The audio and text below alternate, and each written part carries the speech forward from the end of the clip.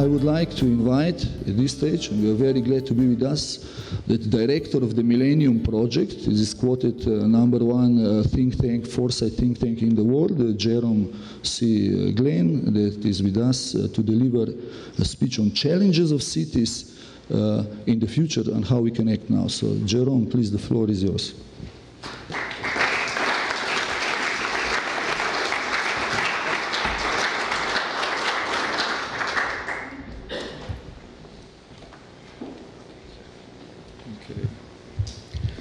Good morning, everybody. It's a pleasure to be back here. It is a beautiful city. You've made everybody else in the world jealous, you know that. I want to quickly go through a lot of things. The future's big. It's not going to be covered in 20 minutes or 25 minutes, but we'll try. One of the first things that I would suggest on investing to improve the urban situation in the future is collective intelligence systems. The speaker from Microsoft had pointed out the explosion of knowledge. It's also the efficiency of bandwidth to get more knowledge through. More and more people participate in it, which explodes the content as well. It's going to be in transmedia systems, so the complexity is absolutely overwhelming. How do we wrap our minds around all of that? The old systems are not going to do it, are not doing it actually. When you consider the amount of breakthroughs in engineering every month, it's staggering. Even in a simple category like solar photovoltaic cells, there's different mixes almost every month of efficiency. So you decide you're going to make the city more solar sources. What systems do you pick? You may make a decision that was a year old, and then it's going to take you a year to build, so you're 2 years out of date, rather than how you keep up with it. It's a tough job. So collective intelligence system ought to be in every mayor's office and available to the people as well. It's a participatory system. I'll get into that a little bit later, but collective intelligence, in my judgment, is the next big thing in ICT. Institutionally, trans institutions. We know that public-private partnerships are a good idea, but they're not an entity themselves. We need to create a trans institution as an entity itself. And I'll get into that a little bit later. So it's not simply because of a public-private partnership you go home at the end of the day. We have private companies, we have nonprofit companies, for-profit, nonprofit. Third category, trans-institutional category, and I'll get into that. It's a more efficient way of doing business than the other institutional categories. It's the way the Millennium Project is organized. That's why we're so efficient, because of that structure. University courses. All of the universities around the world should be offering urban systems ecology. We know this intellectually, but how many courses in urban systems ecology are taught in your universities? Anybody? I hope within a couple of years all hands go up. We people have to understand how to run our cities as an integrated urban entity, as if it was a living organism. We know the interdependency of the body. Imagine if we just ran our body from our circulatory system. It wouldn't work as well. We need to treat our body as an integrated system. Retrofit all of the buildings, we know this, but we're not going as fast as we should. Dynamic adaptive building with sensors. This is where Microsoft and Siemens and all the rest of the corporations will come to work and help you out on that. So buildings and cities themselves start to diagnose themselves and fix themselves. Ubiquitous computing or Internet of Things, robotics, nanosensors for better management of counterterrorism. Terrorism so far has not gone away. One of the biggest security issues in the world is what we call CMAD, single, individual, massively destructive. It is not impossible that eventually an individual acting alone can make a microbe to wipe out more than you're willing to believe. That's not impossible. Just as thermonuclear war was not impossible, but it didn't happen. It didn't happen because of a lot of reasons. Because the history of warfare, whatever has been used or invented has been used. And when you have great powers, they fight. The Cold War was the first time of that turn of history. We were successful, so far. Now we got another one, and that's a single individual and mass leadership. How are we going to handle that idea?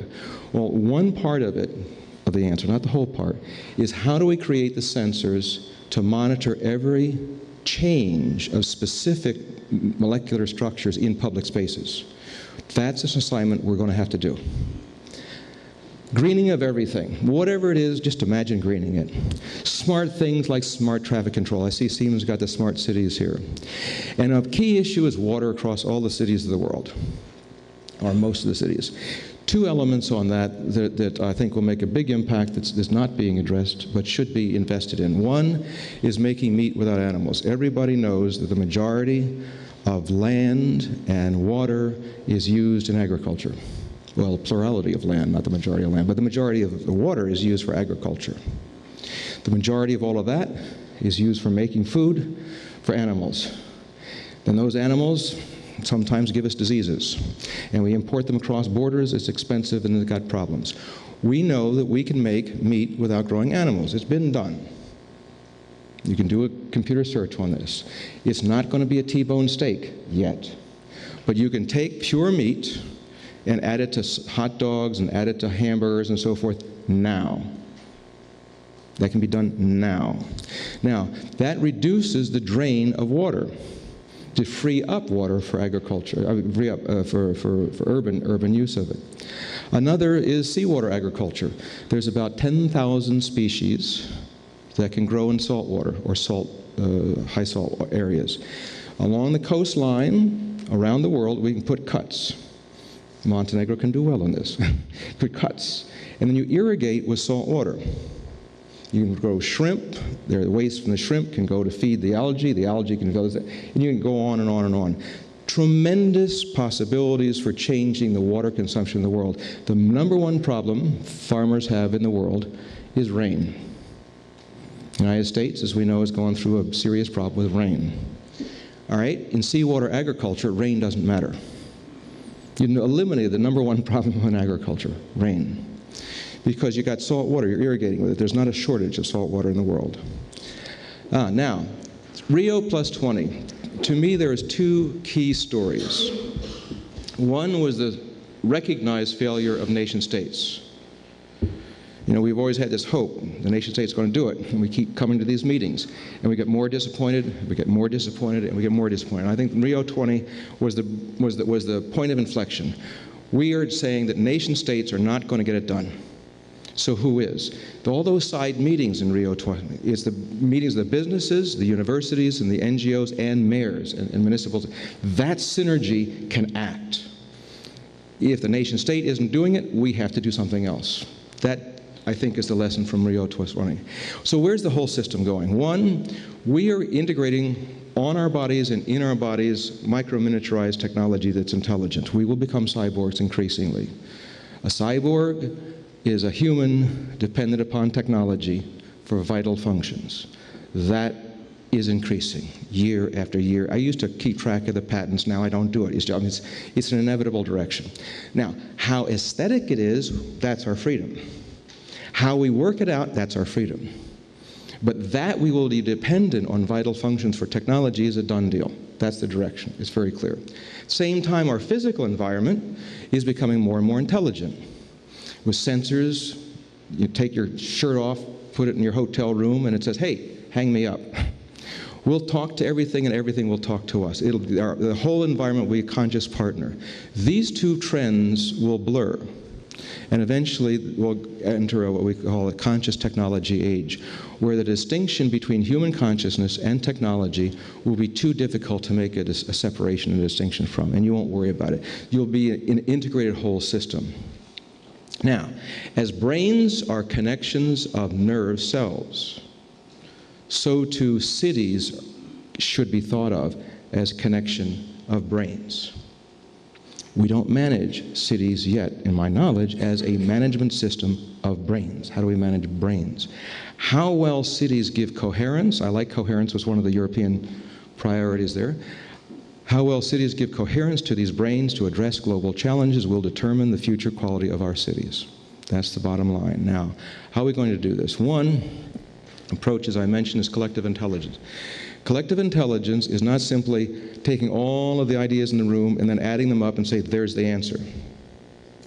Collective intelligence is more like a brain. We take all of the stuff of the brains in the room and we have feedback back and forth so that we take the best part of you, the best part of you, the best part of you, and put the synergies of them together, not just averaging them together.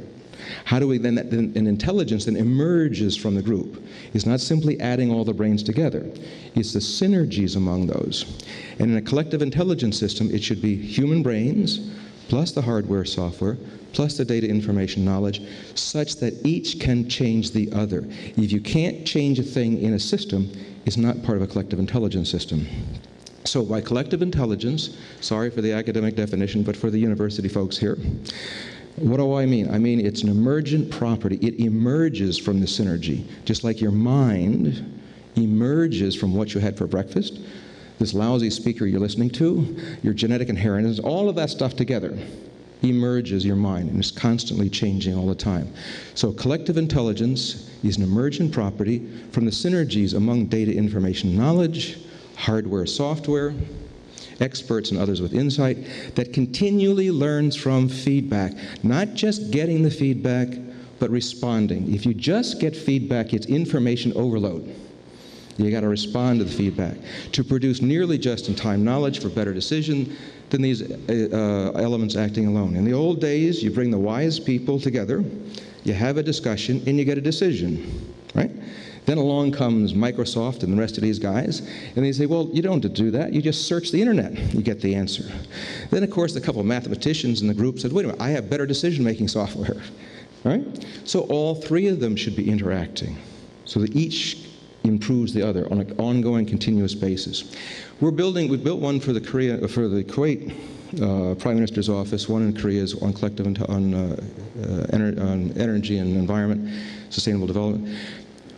We're doing one ourselves. Just to give, there's different ways of doing this, but just to give you an idea of what they're like. Let's say you take a challenge like sustainable development and climate change. All right? Everybody's got to keep track of that. How do you keep track of all the ideas? So we're saying one is you have a little display chart right there where it says show controls. That's because I do the programming, so it shows up on mine.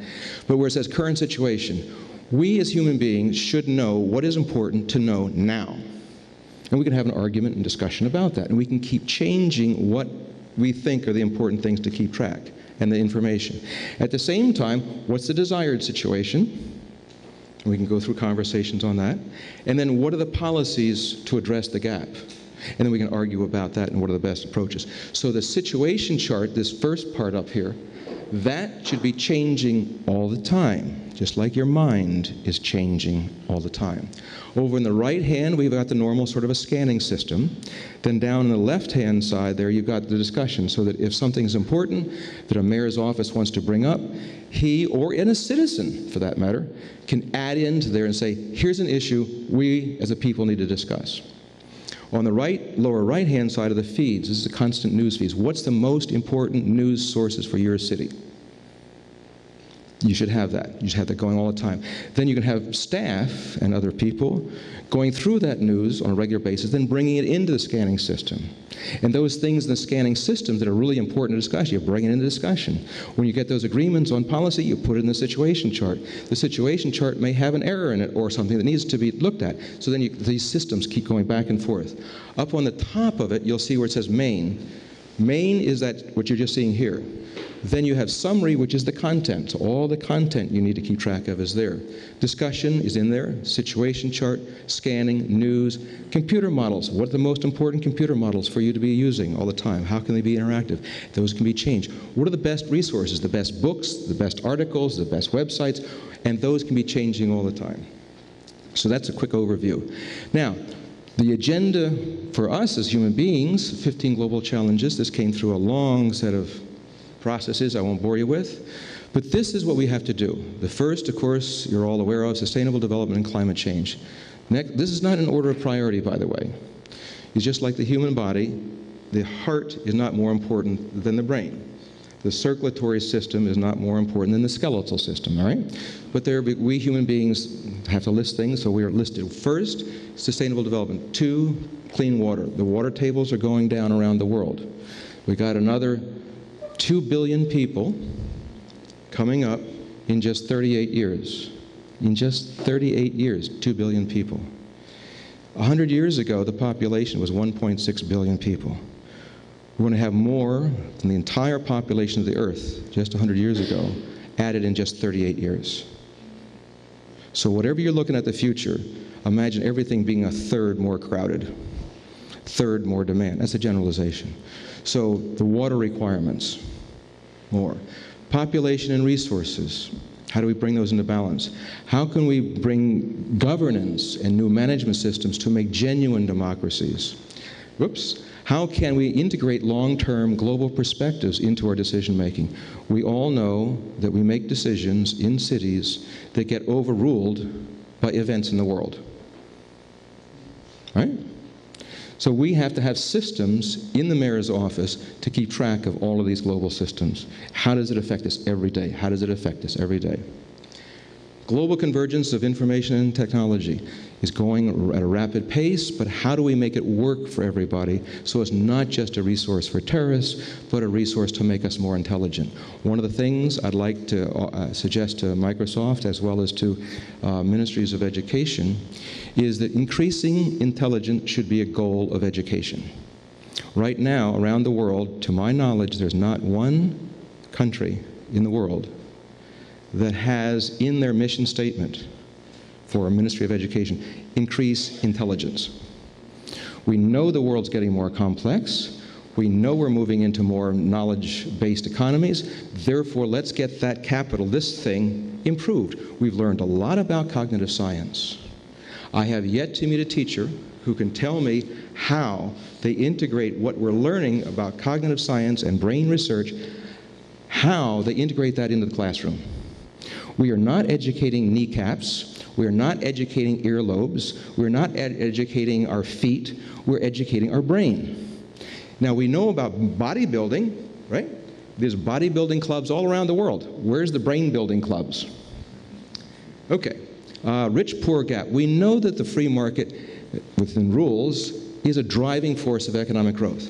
How can we make this a more ethical system to connect up the rich and the poor into an integrated strategy?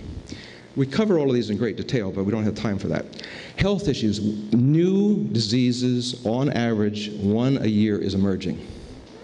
This is serious.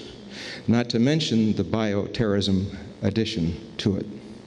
As we concentrate people into urban environments, we're moving those little microbes a little faster than we moved them before. So new diseases is going to be a serious issue.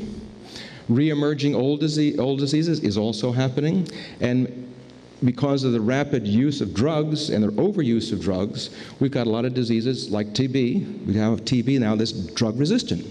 You put these three things together, add in the bioterrorism, this is also an issue that urban environments have to address. There's new security strategies being learned all the time, not being employed. How do we address that one? We know that as the status of women improve in economics and in business and in politics, the standard of living of the country goes up. It's one of the best investments you can make, is getting the women involved into business and into politics. Organized crime. This is the, as we've often said in my country, this is the 800-pound gorilla in world affairs. You take all the military budgets in the world, it's about $1.3, $1.4 trillion. By our calculation, organized crime is twice that. Take the entire military infrastructure of the world, including veterans hospitals, benefits, training programs, all that together, battleships, rocket ships, satellites, all together. That's half the cash value of organized crime. We don't address organized crime, democracy is a joke. Now, throw in some election changes in the United States, and you can see that organized crime can buy an election legally. We made this decision last year, letting people buy. Bring that in. You're talking about before different countries influencing it. Organized crime now can do it. There is a global strategy being discussed around the world where there's answers to these things. By the way, I don't mean to depress you. The good news is there's a lot of answers to these things. That's why we need a collective intelligence to go over those answers, feedback, and then act together in a more coherent fashion.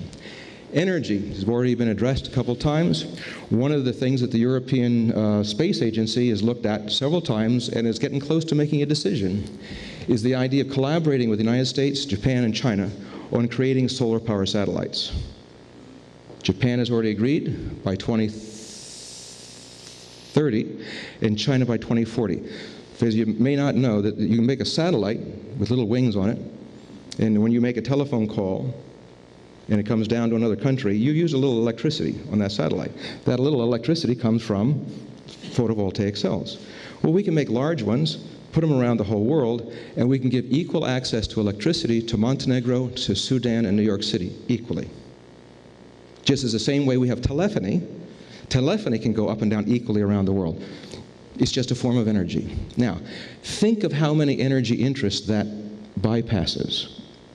The technology has been known since the 70s. I'm not suggesting that this is going to be done, but if it is, it erases the problem of nuclear waste long term. And it erases the problem of greenhouse gases long term. Now, we're not going to go to that system tomorrow morning, but I think that's a long-term direction. Because we can also take the surplus power out of, let's say, France from nuclear power plants at nighttime, microwave up the satellite and give that somewhere else. So we can just have a relay system around the world. These bold new answers are going to be important if we don't really do a good job on efficiency. However, energy efficiency is going faster and faster than most people realize. We may not have the big electricity demand that people are talking about in 50 years because of these efficiencies. We may be able to run the electricity for our communications devices, our computer devices, and so forth off of the heat and friction of our bodies. We're learning how to do this. No, it's hard to believe that in 25 years we will not have learned how to do that even more efficiently. So the energy demand is a very open question, how much we'll really have to do because of the efficiencies. Science and technology, how can we make that better? New innovations. Science to a large degree is managed by the management of ideas. A dumb research project doesn't get you much. A smart research project does. So science by itself is not divorced of what the hypothesis is. How we organize the best ideas of all of us in the world will improve science for all of us together. Global ethics. We know that the financial crisis of the world was caused by a lot of unethical decisions. So ethics and business, done deal. We know we have to have ethic, moral business. And anybody that says otherwise, slap them. We can't go through this nonsense again. Okay. Key element here is that if I look at the global trends, the prices of food, water, and energy continue to go up to an unsustainable and politically unacceptable level. A study in the United States and a study in the UK concluded that about half the world is potentially unstable. This is about 4 or 5 years ago. And you'll notice that the instability is going up. Because of demographics in certain parts of the world, you've got a large number of youth that are unemployed, angry, and we're just beginning that social unrest. So we have to change the basis of food, water, and energy for the world to prevent that conflicts. For example, you take a look, here's something like 16 or 17 factors that influence the price of food. All of those are going in the wrong direction. All of them. We don't have time to hang out. We have to change the energy base of the world. Meat without animals is one part of it. Saltwater agriculture is another part of it. We have to change the food and energy base of the world. We know this. And as I mentioned at the beginning, the nation states are not getting the job done. So it's going to have to be the kind of thing that's being done at this conference. Business, universities, NGOs, and mayors and cities. That's going to be the muscle that's going to turn this thing around. Now, organization. I mentioned the trans institution as a new kind of institutional structure. The trans institution does not exist legally as such. We have for-profit, we have non-profit, we do not have trans institution yet. Trans institution means 4 things. One, whatever the governing body, it has to have elements from government, universities, corporations, UN or international agencies in there. The people have to come from those categories, but not a majority of any one. The income should come from all those categories, but not a majority of any one. The products should, or services should serve all those categories, but not a majority of any one. Now, one of the reasons for this is when you do something, whatever you do as a trans institution. Now you remember, this becomes a new category. So any legislature can pass a law saying, we got these two categories, for-profit, non-profit, and then trans institution. If they do that, and you do those categories, you're a trans institution. A trans institution means you have to have your actions together to meet the bottom line, because business is there. It has to make sense politically, because government politicians are there. It has to make sense internationally, because the international organization in the UN is there. It has to make sense values, because the NGOs are there. It has to make sense for knowledge, because the universities are there. Now, I speak from experience because the Millennium Project that I run is organized as a trans institution. Now, we have to be registered as a nonprofit because I don't have a choice. But I can tell you from experience, the United Nations University evaluated us about 10 or more years ago. And one of the key conclusions was there's no, they couldn't understand how we could be so effective on such a small budget. Because when we needed to be business, we're business. When we need to be government, we're government. When we needed to be UN, we're UN. When we need to be university, we're university. That gives us a flexibility that normal systems don't have. If you work for government, well, some people do government and university at the same time, but not too many. It's hard for you to be in all those categories at once. I mean, we're structured to have parallel categories. We're not structured to have synthesis systems. So that makes us more efficient. Now, a little bit on the future of management and how that stuff fits together. The conventional approach is the hierarchy. That's still the majority of the world, right? We all know this. We all live in that. Now, you have a meeting like this as a network. That cuts across all the hierarchies. Consider all the hierarchies we're all in this room, right? This meeting cuts across the information control of the hierarchy. That's a good thing, but it's like-minded people. We sort of all would agree that cities ought to be better managed and new approaches and more participatory. We all sort of agree with that. That's good. We're sharing stuff. That's a good idea. It's better than just hierarchy. But next step, integrate these different categories into a trans institution. We know that one of the values of a city to begin with, like why we have cities anyway, is to bring together different kinds of people. And it's that synergy that makes a city more intelligent than just being, no offense, but one farmer in one place. City integrates the people, art gets created, philosophy gets created, all of that stuff gets created. So imagine organization taking a lesson from that. Second, then take different nodes. So I call a node. A node is an integration of two or more systems. All right? So then imagine you have alliances between two or so or three nodes. That creates a space that doesn't exist in the management structure as we know it today. Yesterday we had a meeting of some Millennium Project node chairs and some European college folks together, creating how we're going to act together. That doesn't fit in the normal management structure anywhere.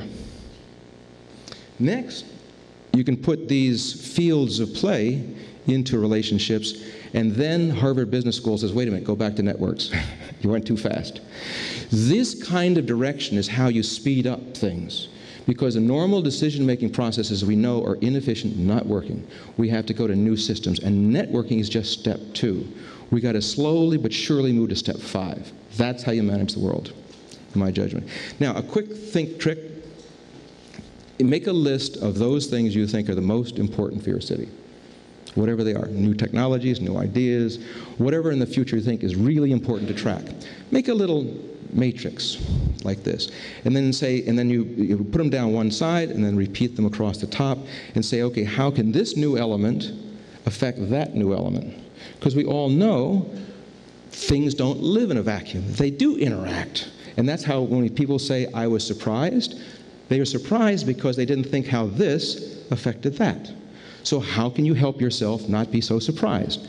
Take all those things together, put them in a table, and cross-impact them. And you'll come up with questions and insights that I guarantee you've never had before. This is a good think trick. Now, in this situation, I just use it for ourselves. How do we improve efficiencies above the normal stuff? One, synthetic biology. We will make life forms far more efficient than the life forms we have today. We can take a life form eventually, and instead of having a little thing in our digestive system taking care of our food, we can eventually possibly put it in our brain and get rid of the junk. So when you're 110 years old, you're as fresh as you were when you're 20. Why aren't you today? Because there's junk that builds up.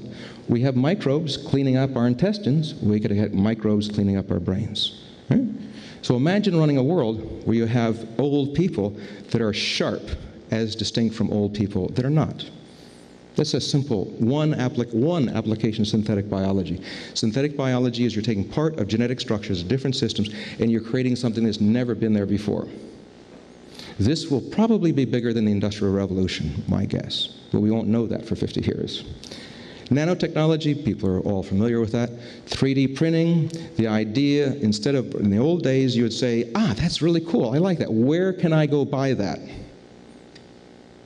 In the future, you'll say, where do I download the software to print it in my basement? 3D printing, for those of you who don't know, 2D printing is like you print a paper, right? A little ink and so forth. So 3D printing, you either build up glue, clay, until you make a structure, or you take a structure and you cut it down. There's two ways of doing it. Right? You can buy these things for low prices, under $2,000 today. Not the great metal ones, they're still expensive.